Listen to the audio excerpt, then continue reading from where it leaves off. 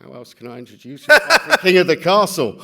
Over to you, Mr. KSI. Yo, what's up? It's your boy KSI. Thank you, everyone, for coming. In terms of Dillon, Danis not being here at the moment, I think it's quite disappointing, disrespectful to me and everyone who's here, expecting him to show up.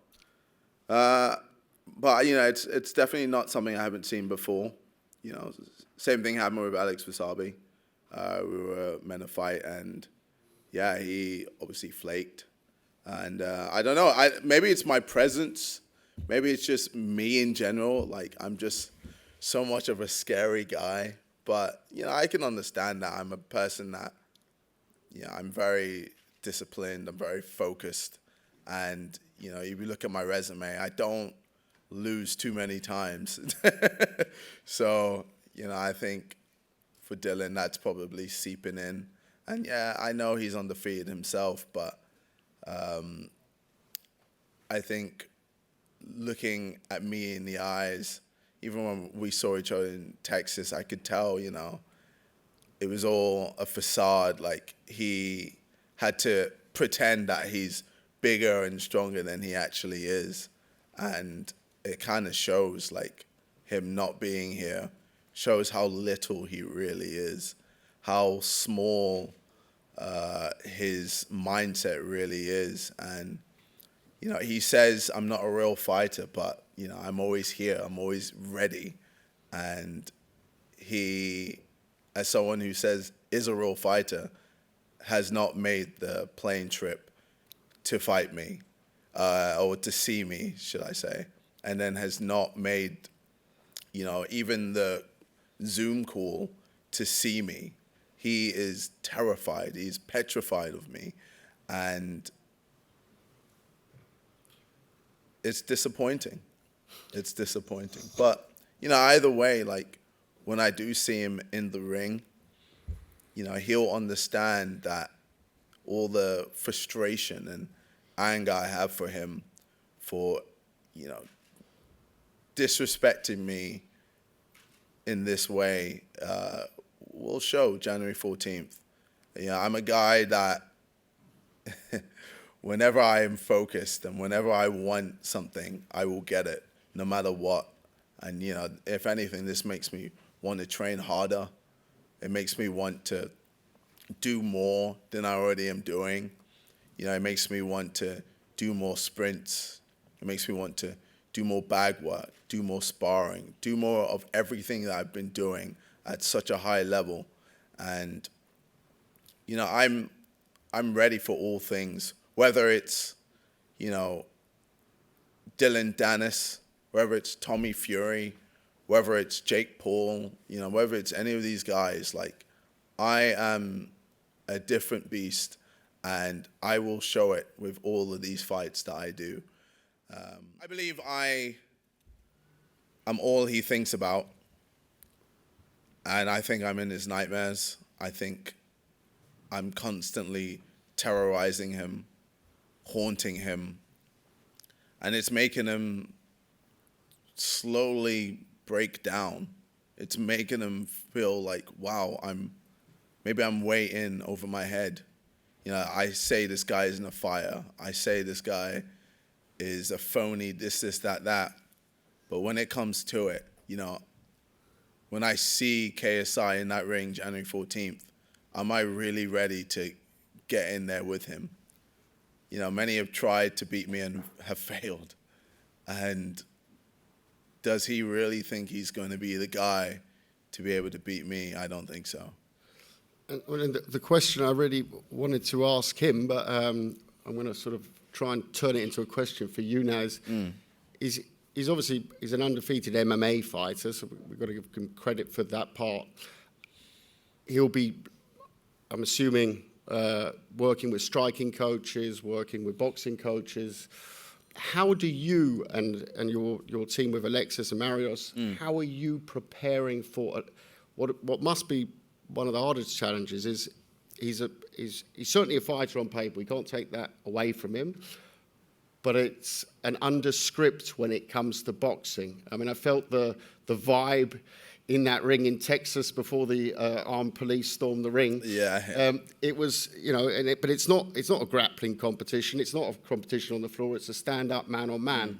How do you prepare for that? Is it like any other opponent? Have you been studying his moves inside a Bellator ring? Well, I mean, with Dillon Danis, we know he's a southpaw, and we know he's a fighter.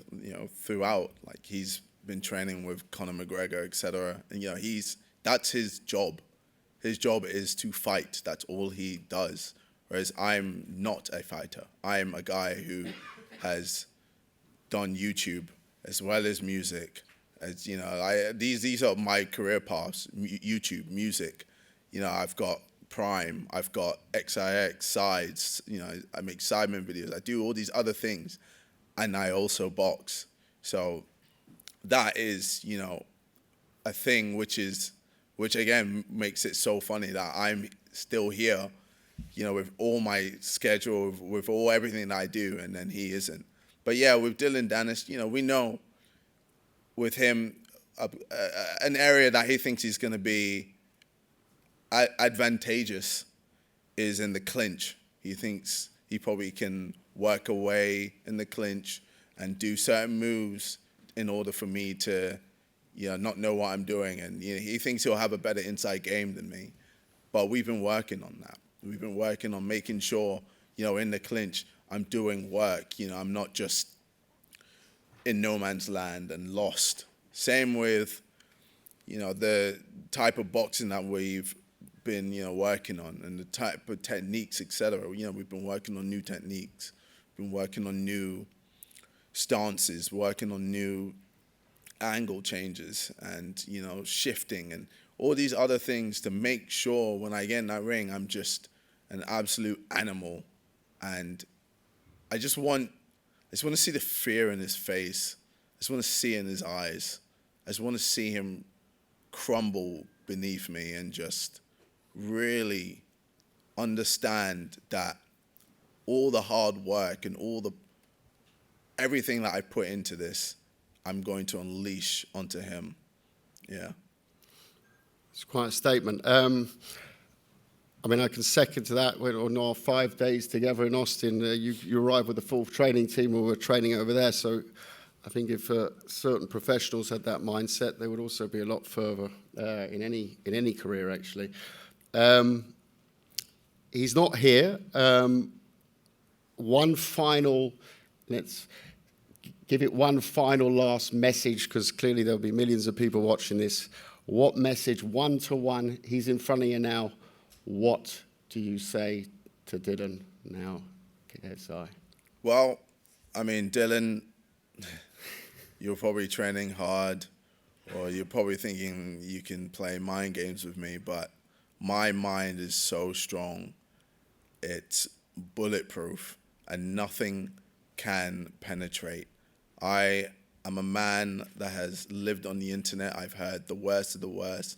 I've been through it all publicly, when it comes to, family situations, or when it comes to just life in general. A lot of it has been public, and I've had to go through all of that. So nothing you can do can break me. And when I get in that ring, I'm going to break you mentally and physically. And I don't want you to be able to ever say to anyone ever again that you are a fighter. As well, Anthony Taylor, Idris Virgo surprised me. I really like that fight. Could you talk on that? I know you train with Idris at Shoot. Yeah, I train with Idris, and he's working hard. He's working very hard. He's a good fighter, and he's training with the best of the best, and he's sparring the top fighters, and I think this is hopefully gonna be the first time we're gonna see Anthony Taylor getting knocked out. I think it's a long time coming. He's a man that loves clout. His whole game is clout. Everything to do with Anthony Taylor is just clout. Even when he hit Dillon Danis, and he said he did it to he did it to stand up for me. But I saw right through it. I just know everything he does is for himself. He just cares about himself and he cares about clout. So I can't wait for Idris to really get in that ring and just show him the power of shoot fires. It's funny with Anthony Taylor. It's when you put with a series of events coming together, and you see them repeating, and it's developing its sort of own ecosystem. You see, I mean, wasn't Anthony Taylor, I think, a week before fighting on the streets of Dubai, and then a week later he's fighting on the streets of Austin in the car park.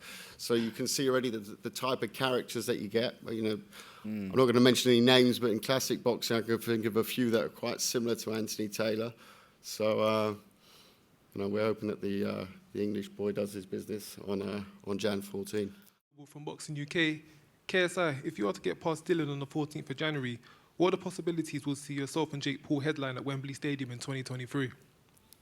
I mean, that has always been the goal. The goal has always been Jake Paul. That's the reason why I've come back into boxing, to show everyone that Jake Paul is nothing. But, it could be Wembley Stadium. It could be any stadium, in the UK. It's going to happen. We're negotiating at the moment, and we're working on making sure it's one of the biggest fights of all time. Going, JJ? How you doing, Fred? So for all the kind of influencers out there, kind of celebrities, rappers, if you could pick 3 names in the world today to add to Misfits boxing, who would you add?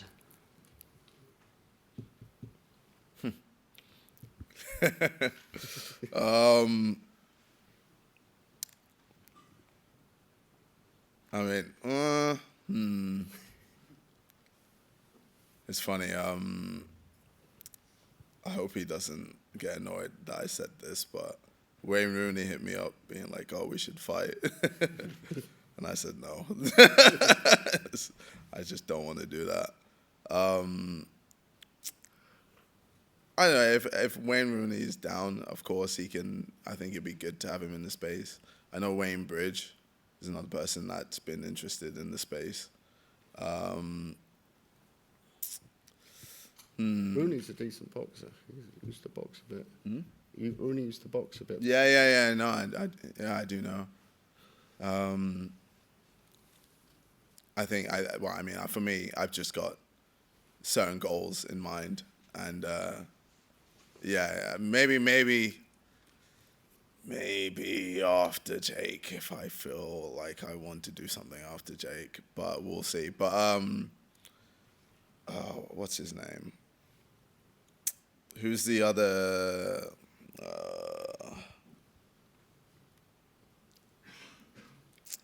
Matt Hancock? But I mean, to be honest, I did see him on. You said politicians. That's all. Yeah. Matt Hancock could. I mean, if he's down, I'll send him a letter. yeah. I don't know. I literally, like, with this space, it could be anyone. It could literally be anyone who wants to fight can fight. Jojo, just here with pro boxing fans. I don't know if you saw True Geordie's comments. You've talked about fighting Jake Paul, but he feels you'd be mental to go straight into Jake Paul after this without having a bridging fight in between. Do you agree? Well, I mean, for me... Based on what? No. But based on what? I mean, sorry, that's a pro promoter's answer to it. Based on what? Well, he beating Anderson Silva. Well, he feels... Like, based on what? Well, he feels... like, no, seriously, man. Listen. He feels Dillon Danis is about the same level as a Ben Askren. Look, I think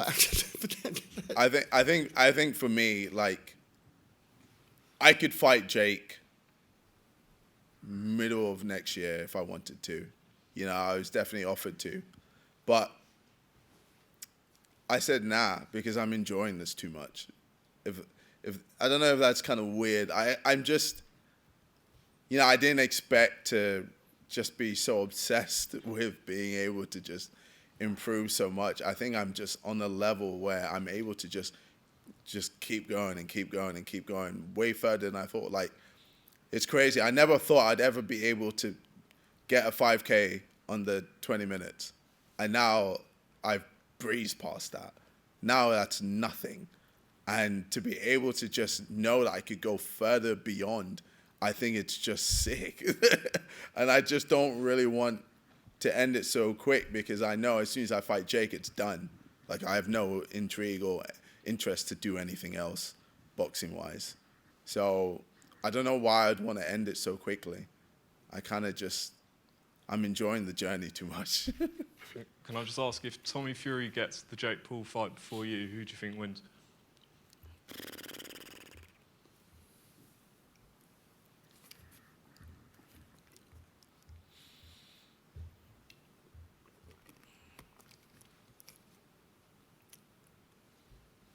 I think I hate to say it, I think Jake will win it. I think Tommy hasn't really been tested. Well, I think he's been tested a few times chin-wise, and he has been a bit wobbly. And I just think Jake has just dedicated more time into the training compared to Tommy. I think Tommy just does the boxing because it's the thing to do in his family, but I don't think he's as dedicated as someone like Tyson or his other brothers. So yeah, I just don't.